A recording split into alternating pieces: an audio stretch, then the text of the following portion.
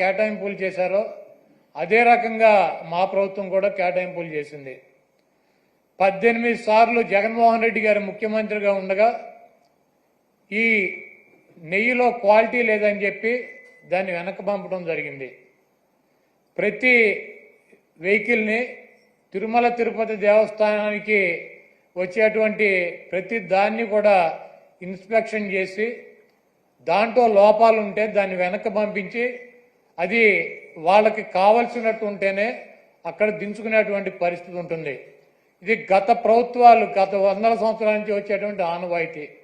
దాని ప్రకారమే చంద్రబాబు ముఖ్యమంత్రిగా ఉన్నా, జగన్మోహన్ రెడ్డి గారు ముఖ్యమంత్రిగా ఉన్నా, అంతకుముందు వేరే ముఖ్యమంత్రులు ఉన్నా కూడా ఈ క్వాలిటీ లేనటువంటి నెయ్యి కావచ్చు, ఇతర ఆహార పదార్థాలనే రిజెక్ట్ చేసి వెనక్కి పంపినటువంటి సందర్భాలు కోకొల్లలు ఉన్నాయి. అదే విధానంగా చంద్రబాబు నాయుడు ముఖ్యమంత్రి అయిన తర్వాత 4వ తారీఖు జగన్మోహన్ రెడ్డి గారు జూన్ 4న ఆయన రాజీనామా చేశాడు ఈ రాష్ట్రానికి ముఖ్యమంత్రిగా. జూలై 17వ తారీఖు వరకు అనేక ఆహార తినుబండారాలు, ఆహారాన్ని సరఫరా చేసేటువంటి టెండర్లో తీసుకున్నటువంటి కాంట్రాక్టర్లో నెయ్యి సప్లై చేశారు, ఆహార పదార్థాలు సప్లై చేశారు. వాటిల్లో చంద్రబాబు ముఖ్యమంత్రిగా ఉండగా 17వ తారీఖున వచ్చినటువంటి ఒక ట్యాంకర్లో వాళ్ళకి కావాల్సినటువంటి మెజర్మెంట్స్లో లేదు నెయ్యి, కాబట్టి మేము దీన్ని రిజెక్ట్ చేస్తున్నాం అని చెప్పి దాన్ని వెనక పంపడం జరిగింది. ఆ నెయ్యిని వాడల గతంలో కూడా రిజెక్ట్ చేసి 18 సార్లు పంపించే ఎటువంటి నెయ్యిలు వస్తాయి. ఎప్పుడూ కూడా క్వాలిటీ లేనటువంటి నెయ్యి కానీ నూనె కానీ ఎటువంటి ఆహార పదార్థాలు తిరుమల తిరుపతి దేవస్థానంలో వాడినటువంటి పరిస్థితి లేదు. 17వ తారీఖున జూలై 17వ తారీఖున ఏం ఫస్ట్ టైం కాదు రిజెక్ట్ అవటం, కొన్ని 100ల సార్లు రిజెక్ట్ అయినాయి అదే తిరుమల తిరుపతి దేవస్థానంలో. దానిని చంద్రబాబు నాయుడు రాజకీయ లబ్ధి కోసం జంతువుల కొవ్వు కలిసింది, ఆ కొవ్వుతో లడ్డూలు తయారు చేశారు, వాటిని ప్రసాదాలుగా భక్తులకు ఇచ్చారు. ఈ దేశంలో ఉన్నటువంటి వెంకటేశ్వర స్వామి భక్తులు తిరుపతి వెళ్ళినాళ్ళు లేకపోతే ఎవరైనా నాబోటాళ్ళు వెళ్ళి లడ్డు తీసుకొచ్చి 10 మందికి పంచి పెడతారు. వీళ్ళంతా కూడా అపవిత్రమైనటువంటి ప్రసాదాన్ని తీసుకున్నారు.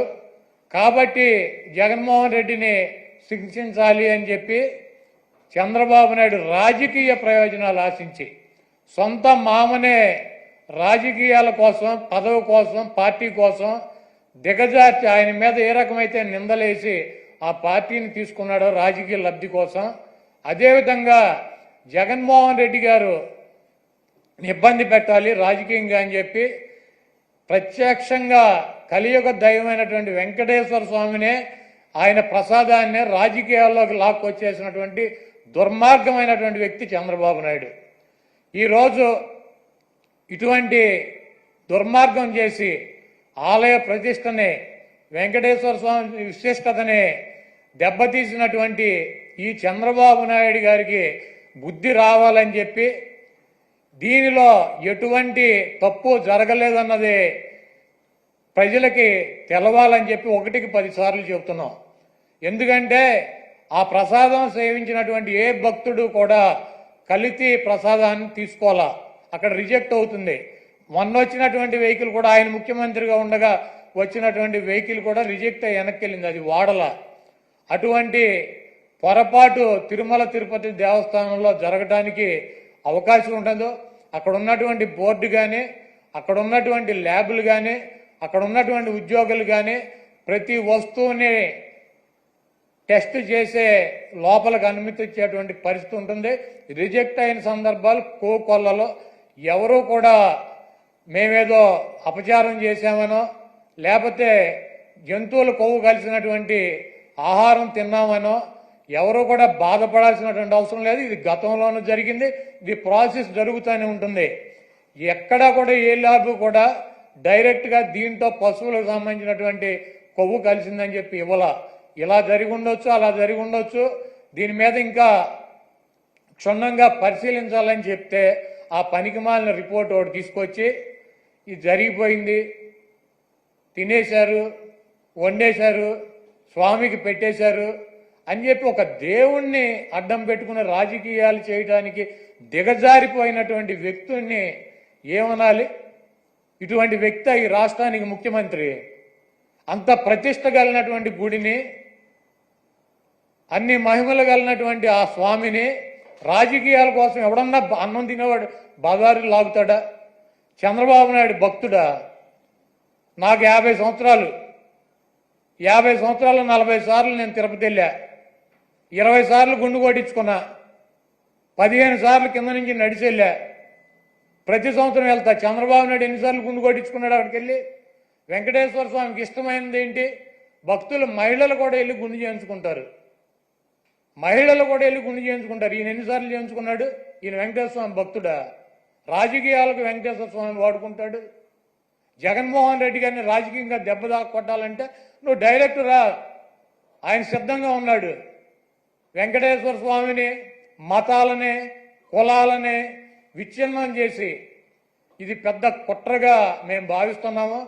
దీని మీద ఎటువంటి ఎంక్వైరీ అయినా సిద్ధంగా ఉన్నామని చెప్పి జగన్మోహన్ రెడ్డి గారు సుప్రీంకోర్టు న్యాయమూర్తికి, ప్రధాన న్యాయమూర్తికి లేఖ రాశారు. అదేవిధంగా ప్రధానమంత్రికి లెటర్ రాశారు. మీరు ఎటువంటి విచారణ జరిపినా వైఎస్ఆర్ కాంగ్రెస్ పార్టీ మేము సిద్ధంగా ఉన్నామని చెప్తే సిట్ అని చెప్పి, ఈయన సిట్ అంటే కూర్చున్నవాడు, స్టాండ్ అంటే నిల్చున్నవాడు ఒక ఆఫీసర్ని వేశాడు.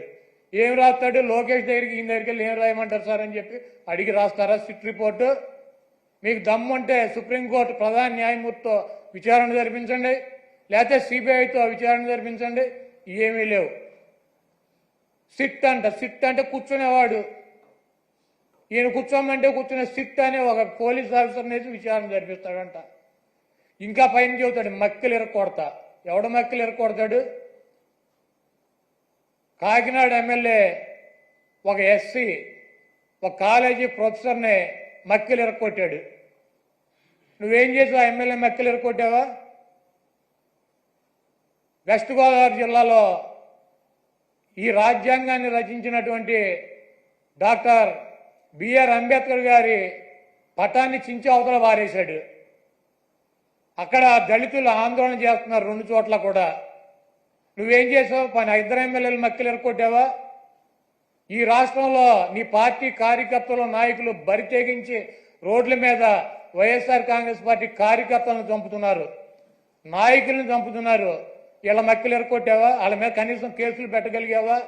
నువ్వు నీ పార్టీ వాళ్ళ మక్కిలు ఎరకొట్టలేవు, నువ్వు వచ్చి అవతల వాళ్ళ మక్కిలు ఎరకొడతా. ఇవన్నీ పోసుకోవాలి కబుర్లు ఎందుకు?